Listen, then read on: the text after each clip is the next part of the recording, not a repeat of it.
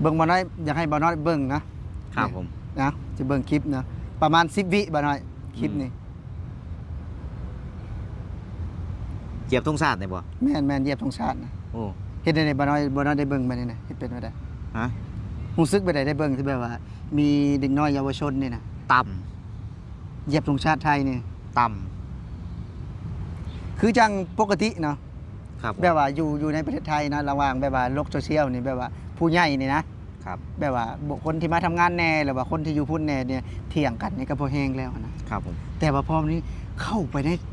สถานที่การศึกษาเป็นเยาวชนอยู่นะครับผมคือในมุมมองของบ้านน้อยนี่อยากเว้าแบบไหนได้เห็นในลักษณะแบบนี้นะก็มันสื่อเห็นเลยว่าคนป่าน่ะคนป่าที่เขาโบจักกาลเทศะน่ะเขาจะเฮ็ดทุกอย่างทุกวิธีเพื่อจะให้ฟังตรงข้ามเหลือใจเจ็บใจเนาะอย่างเช่นเหยียบธงชาตินี่คือมันสื่อเห็นถึงบาปถึงบุญเลยนะแล้วก็จูดเงินบ่จีกเงินบ่เหยียบเงินบ่นี่พวกนี้ใส่ต่ำๆนี่มันจะเฮ็ดแบบนี้แหละในเมื่อมันสู่เรื่องเทคโนโลยีหรือว่าเรื่องความทันสมัยเรื่องพัฒนาบ่ได้ต้องเฮ็ดวิธีนี้พวกนี้มันธงชาตินะบ่น้อยนะพวกนี้มันคนป่าไงมันยึดตีกับพวก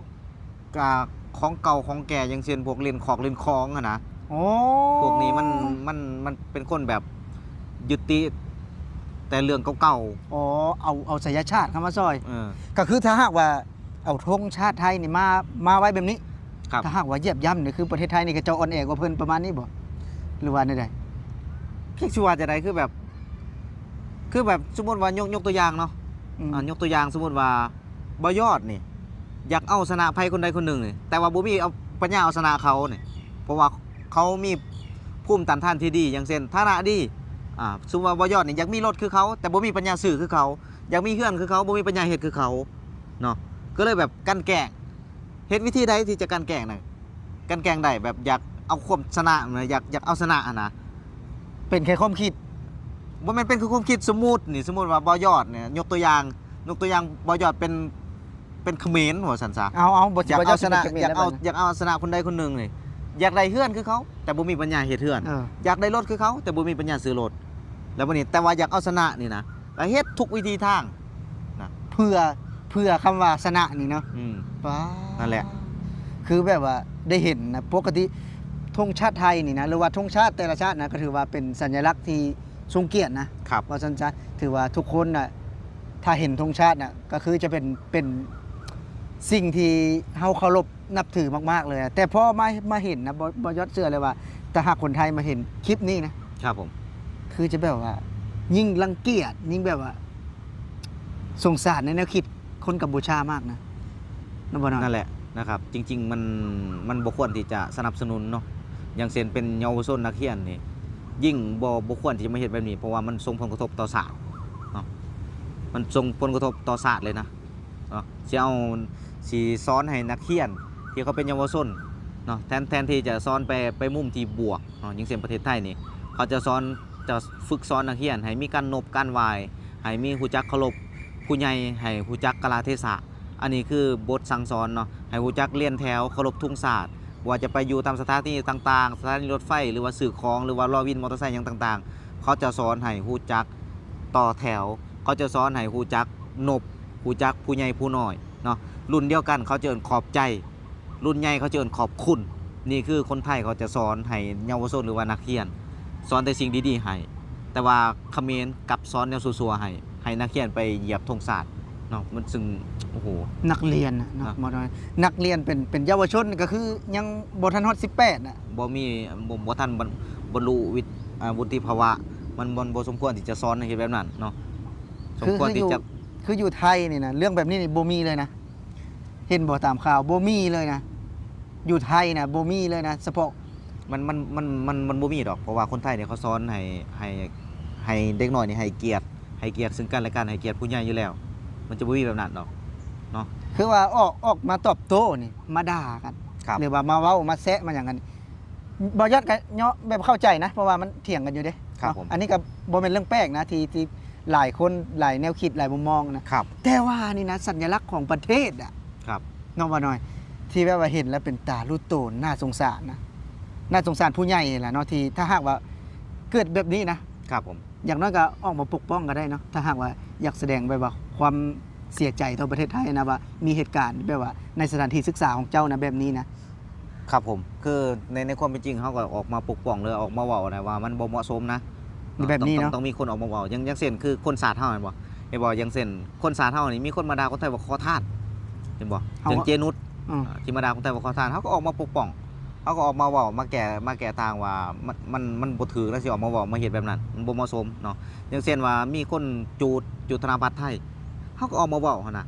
เนาะเขาก็ออกมาปกป้องเพราะว่าเฮานี่เฮาฮู้เนาะถ้าเขาบ่ฮู้เขาก็ออกมาสั่งสอนออกมาเว้าเขาได้ออกมาให้คำแนะนำเนาะนี่เขาก็ควรที่จะออกมาเว้าแต่ว่าคนบ้านเขาบ่ออกมาเว้า มีแต่มา มี ก แต่ ด ส่ง ยก เสริม โป้เนาะ ส่ง ยกโป้ สริ คอมเมนต์แบบ ดี ว่า ใจ แชร์เนาะ กดไลค์กดแชร์กด อ๋อ หัวเราะนี่นะกดดีใจกดถูกใจเยี่ยมสินะ คือเฮาได้เห็นสิ่งแบบนี้นะครับ คือเฮาถ้าหากว่าคือบ้านเฮานะครับ ผม เฮาก็เตือนกันว่า สิ่งแบบนี้นะมันบ่ควรเฮ็ดเพราะว่าคือธงชาติเนี่ยก็เป็นสัญลักษณ์ของประเทศเลยแล้วก็เป็น แม่น สิ่งที่เฮาเห็นแล้วเฮาต้องนบต้องไหว้ ครับ นั่นคือแบบว่าเป็นสัญลักษณ์ของประเทศเลยนะครับ ผม แต่ว่าเด็กน้อยเยาวชนน่ะ เขาก็ต้องเข้าใจนะ อันไอยอดเขาก็ต้องเข้าใจนะ เข้าใจว่าขนาดรัฐบาลเขายังบ่บุติบ่บรรลุวุฒิภาวะเนาะภาษายังเด็กหน่อยบ้านเขาบอกตรงเลยรัฐบาลเขาเบิ่งติเห็นบ่สอบมันเด็กหน่อยนี่ตีหนึ่งตีสองออกมาโฟดว่าจะไปฟ้องศาลหลอกศาลโลก ตีหนึ่ง ตีหนึ่งตีสองนอนมารับเมื่อคืนนี่ก็ออกมาโฟด มันพอได้ไปโฟนนะ ฮะเอาไปโพสต์เมื่อคืนนี้มันโพสต์ว่ายังหูบ่มันโพสต์ว่าไทยปิดด่านไทยปิดด่านนี่แล้ววันนี้มันส่งผลกระทบให้คนกัมพูชาเด้คนกัมพูชาบ่มีมาม่าปลากระป๋องกินบ่มีสุรสแป้งนัวกิน อืม แล้วมันก็บอกว่าต้องไปโทษนายกไทยนะบ่ต้องโทษมันว่านายกไทยเฮ็ดให้พวกเจ้าเดือดร้อนนายกไทยเฮ็ดให้พวกเจ้าบ่มีอาหารการกินแรงงานกัมพูชาเขาก็ผลักดันกลับประเทศนะแรงงานกัมพูชาก็ลังกลับประเทศ แล้วก็โพสต์ว่าที่แรงงานกัมพูชานี่กลับประเทศนี่ต้องไปโทษฝั่งไทยนะบ่ต้องไปโทษลาวนะหรอวะ เป็นยังมัน เอ้าก็ยังมาขนาดรัฐบาลเขายังบ่รู้จักอันนั้นบรรลุวุฒิภาวะกันยังวะยังมีความคิดเด็กน้อยอยู่หั่นนะ บัดนี้เด็กน้อยก็ยังสิกว่าหันอีก โอ้ นั่นแหละ พี่องเลยแบบว่า คือเป็นตาสงสารนะ ครั ส บ งสารในแนวคิดที่แบบว่าอคติเห็นอย่างเห็นแบบว่า ผู้ใหญ่เฮ็ดเนาะเด็กน้อยเขาก็ยังบ่ทันฮู้อะนะครับ ผม ถ้าหากว่าเฮาสอนนะเนาะ ครั เฮา บ สอนว่าสิ่งใดที่ควรเฮ็ดสิ่งใดบ่ควรเฮ็ดนะครับ บ่ยอดเสื้อนะว่าในการเรียนการศึกษาถึงจะบ่เกิดเหตุการณ์แบบนี้เนาะ จริงๆแล้วการเหยียบธงศาสตร์เนี่ยถ้าเป็นศาสตร์อื่นนะถ้าเป็นศาสตร์อื่น เด็กน้อยนักเรียนมาเหยียบแบบนี้เห็นหน้าชัดเจนเนาะศาสตร์อื่นนี่เขาจับมาตักเตือนหรือว่าจับมาลงโทษแล้วนะว่าอู้เอาสมมุติว่าคนศาสตร์อื่นนี่เหยียบเป็นบ่แล้วก็เขายกฮูสมมุติว่ารัฐบาลของไทยนี่ยกฮูไปหาประเทศที่ว่าเขาเหยียบธงศาสตร์นะยกฮูไปฟังนั่นเขาจะเอาเด็กน้อยนะมาลงโทษหรือว่ามาตักเตือนแล้วนะ แต่นี่บ่มีเหตุการณ์แบบนี้ บ่มี คือลักษณะนี้นี่ก็ยังบ่มีเนาะ อืม บ่มีแบบว่าถ้าบ่เห็นนะคืออยู่ไทยนี่บ่จำเป็นต้องไทยโทรนะบ่จะคิดว่า คือถ้าหากว่าคือผู้ใหญ่อะเห็นในโรงเรียนเห็น ครับ อยากให้มีสักคนน่ะบ่ ครั จะ บ คิดว่านะให้มีสักคนออกมาเว้าออกมาขอโทษนะครับ ผม อยากให้มีภาคส่วนนี้นะเพราะว่า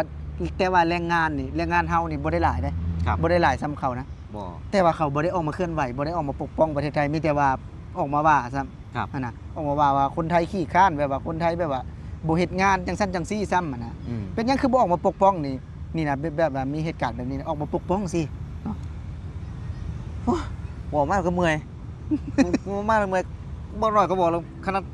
ดนายกเขายังบ่จักควมเลย อ๋อ สิเอามาปกป้องอีหยัง อันนั้นแหละจังหวะคือแบบว่า บอกมากแล้วเมื่อยสิว่าไปเหยียดบ้านเขาไปดูถูกบ้านเขาเฮาก็สิ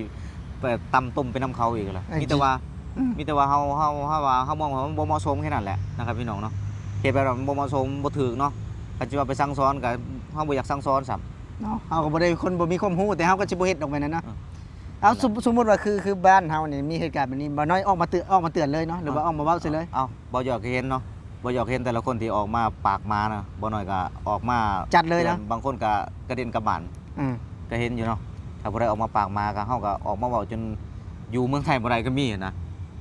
ถ้าหากเว้าแล้วก็ฟังกันแล้วก็แล้วไปเนาะเฮาก็ออกมาเตือนซื่อๆถ้าเว้าแล้วบ่ฟังกันเฮาก็ขยี้เข้าไปสุดท้ายเห็นบ่กลับบ้านก็หลายคนอยู่เด้อยู่บ่ได้อันนั้น ก็คือนี่แหละบอยอดคิดว่านะคิดว่าถ้าหากว่าคนกัมพูชานี่แบบว่าคือจังคนลาวเนาะมาเฮ็ดคือจังคนลาวสมมุติว่ามีข้อผิดพลาดอย่างก็แล้วแต่นะออกมาเตือนกันออกมาพูดคุยกันนะซุมเจ้าน่ะก็จะบ่เดือดร้อนขนาดนี้เนาะบ่จำเป็นต้องโทษไทยฝ่ายเดียวนะโทษหัวเจ้าของเนาะ มันเป็นเรื่องของผู้ใหญ่ อืม เด็กน้อยบ่เกี่ยว คือว่าโทษหัวปอดเจ้าของแน่กันว่าแล้วก็ได้ ครับ โทษผู้ปกครองโทษมันอย่างนั้นละ ครับ สมมุติว่าผู้คนอยู่ไทยก็ ครับ โทษเจ้าของแน่ ครับ เขาทำงานอยู่ไทยนะครับ ให้แบบว่าอยู่เป็นแน่นะอันนี้ ครับ เพิ่นว่ามีข่าวอยู่บ้านเพิ่นพูดพี่เพิ่นมาเว้าอยู่ไทยเพิ่นมาเว้าหาสิเตะอย่างเนาะอันนะสมมุติว่าคือในมุมมองของเฮานะครับ คือยังบ่ปกป้องประเทศไทยก็อยู่ซื่อๆซะ ครับ เนาะเพราะว่าคือของเจ้าก็อยู่ส่วนเจ้าแรงงานเนาะ ครับ ส่วนทหารหรือว่ารัฐบาลก็ให้ของเพิ่น ครับ ทำไปเฮาทำงานแค่ ครับ จบแค่นั้นเนาะ ครับ สำหรับคลิปนี้เนาะผู้ใดที่เข้ามาเบิ่งก็อย่าลืมฝากกดแชร์กดไลค์กดติดตามเนาะเป็น ครับ กำลังใจให้บ่ยอดแล้วก็ ครับ บ่น้อยเนาะ ครับ สำหรับมื้อนี้บ่ยอดกับ